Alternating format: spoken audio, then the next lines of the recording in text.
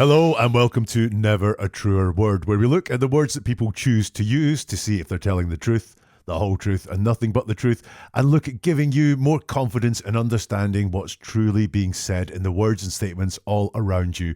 In this episode, it's an extra bonus one where we're going to look at your questions and comments on some recent episodes. Thank you so much for all the questions and comments. I do try and read every single one that comes in. We'll start with a couple of ones that talk about lying and deception in language in general. This one here from Lisa Healthy Hair. Great username, Lisa. Lisa Healthy Hair, commenting on one of the videos, says he also uses all I can say, which indicates deception. Yes, it does. If someone says all I can say, we've got to ask why they're saying that. Sometimes it might mean that this is all I have to say. I do not have anything else to say. Or it might mean they've got lots of things that are in their head, but all I can say is, it's certainly focusing the conversation on a certain point, usually a point that they want to focus on and take the focus away from other things that they don't want the focus on. Lisa, thank you very much for your comment. Marty here saying, it's true, when lying, you repeatedly use the same words. Yeah, Marty, liars often repeat things, repeat words for a couple of reasons. Number one is that they really want to make sure you have every opportunity to hear the lie, especially in stressful situations. They don't want to just leave it to chance that you heard the lie. Say it once and think that you heard it. They want to say it a few times to make sure that you really did get a chance to hear the lie. The other thing is that liars think, was that strong enough? Did I say that enough? Is that going to be believed? Maybe I should say it a few more times. The more times I say it, the more truthful it may appear. Marty, great comment. When lying, you repeatedly use the same words. Some comments on the episode about Joslin Smith, looking at the words of Joslin's mum and Joslin's mum's boyfriend. Peter says, I find this analysis interesting. The analysis focuses a lot on present and past tense, but keep in mind that English is not their first language. So though the tenses are important, we need to keep first, second language in mind. I agree in general, Peter. Yes, we do need to just make some allowances if someone isn't talking English their first language. I've got a list of it, as it stands, 54 points that I can look for in someone's statement to see if deception is happening or to inform us a little bit more about what is going on. Actually, very few of them depend on correct use of English language, and they would work in any language. And I'll never just say someone must be guilty based on the fact they used present tense when they told a story from the past. Number one, trauma can make people do that. So they're being honest and telling a story that happened in their past, but they're using present tense because they're feeling it right there and then as they tell the story, because it's very traumatic. But the other thing I did in this video for Joslin Smith was I looked at the fact that the boyfriend, he used past tense properly in many occasions when he was talking. So he does have a real good grasp of tenses in English. And I found it very interesting that he used the present tense to tell some of his story when the past tense would have been expected. Genevieve commented on that content as well. She said, analyse Kelly's interview with Gayton McKenzie. There's a lot, she says, past tense, storytelling, resumes, everything. I would love to, Genevieve, if someone knows where the full interview that Gayton McKenzie has done with Kelly Smith, then please could you drop it in the comments or get in touch on social media or by email and let me know, because I have seen some of that interview, found little bits here and there of that interview, and it does seem really interesting. Genevieve, thanks for that. And if there's anything else you think I should look at, whether it's around Joslin Smith or any other story you see, then do leave it in the comments if you can, or get in touch on social media. All the links for that are in the show description here. And just ask, say, hello, would you mind having a look at this? I will have a look at it and see if I feel there's anything in it. To Kate Middleton now, and we looked at the apology that she issued for photoshopping the picture of her and her kids. The story's moved on a lot since that apology was issued, but this is one of the comments underneath that from Pippins. What a prat you are. 60 years an amateur photographer. For the last 20 years, every one of my pics has been tweaked up Photoshop. Kate is a keen photographer, does the same, is mother of 3 young children and battling cancer, and scum crawl out of the woodwork to trash talk her. Pippins, you're entitled to your opinion. What I would say, though, is do beware when you're looking at someone that looks for deception in language and you're commenting on an episode that they've produced. Be prepared to have your language looked at as well. So what did I see from Pippin? Dropped pronoun.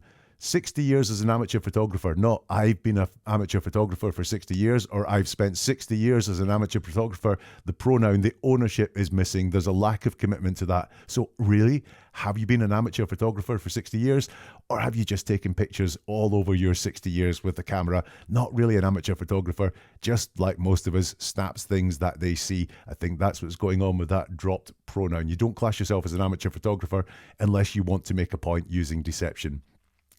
We've got an absolute here, something liars use a lot. For the last 20 years, every one of my pics has been tweaked up. Really? Every one of your pictures for the last 20 years? I find that really hard to believe.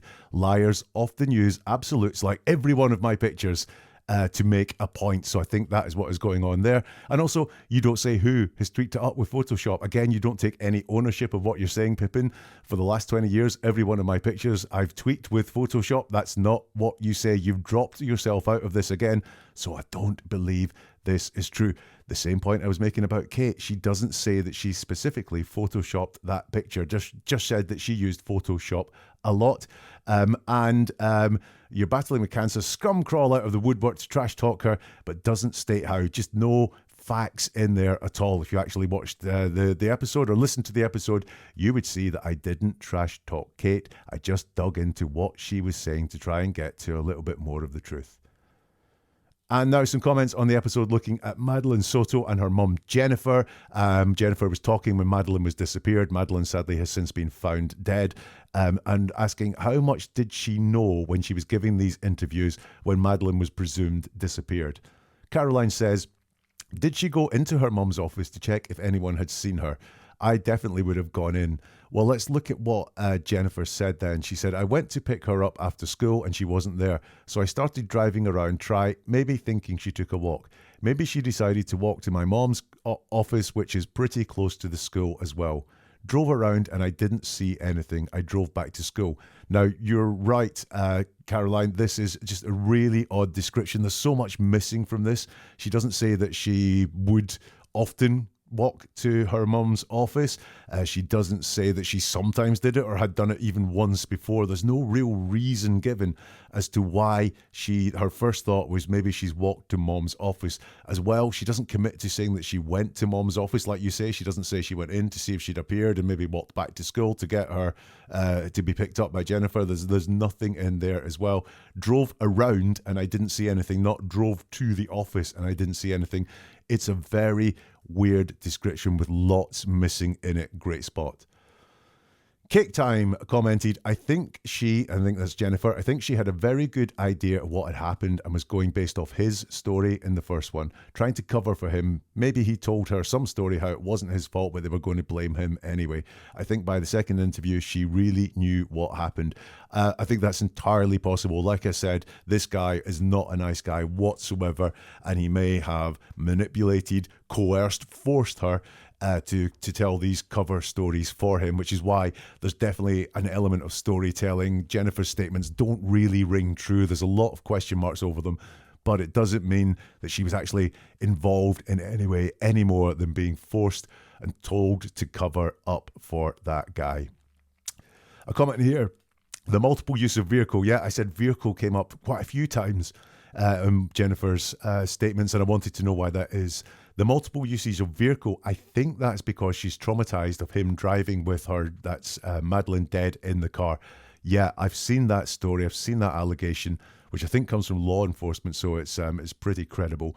Vehicles certainly featured a lot in the words of Jennifer. She certainly was fixated in vehicle, and your explanation there makes a lot of sense. Remember the strange noise in the background and what was going on there?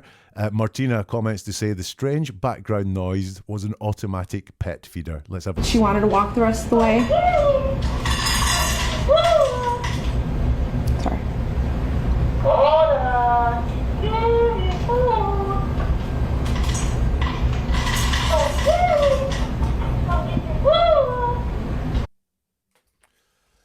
Beatrice in Belfast says this as well. It's a pet food dispenser with voice recorder. What we hear is a recorded voice calling their dog Coda to get food. That's why Jennifer Soto knew when the recording would end. Great point. Beatrice also says, if you listen very close, maybe with headphones, you can actually hear the food hitting the bowl. What I think is that the recording is of Madeline's voice. Being the only child in the household, it makes sense she'd want to record her voice. If that is true, this must have been either very, very upsetting for Jennifer when it happened, or extremely creepy. Have another listen. She wanted to walk the rest of the way. Sorry.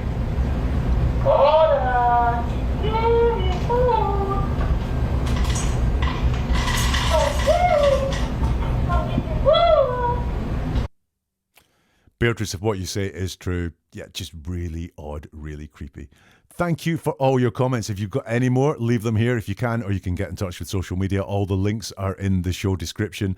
If you like this, then hit the like button or share with anyone you think would be interested as well. And if you want more like this and more like the episodes that have been described and commented on and talked about, then hit the subscribe or the follow or the add button so that you get the new content whenever it is released.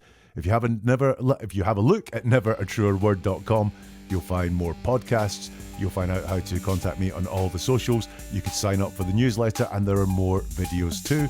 And we'll see you soon for something new from Never a Truer Word.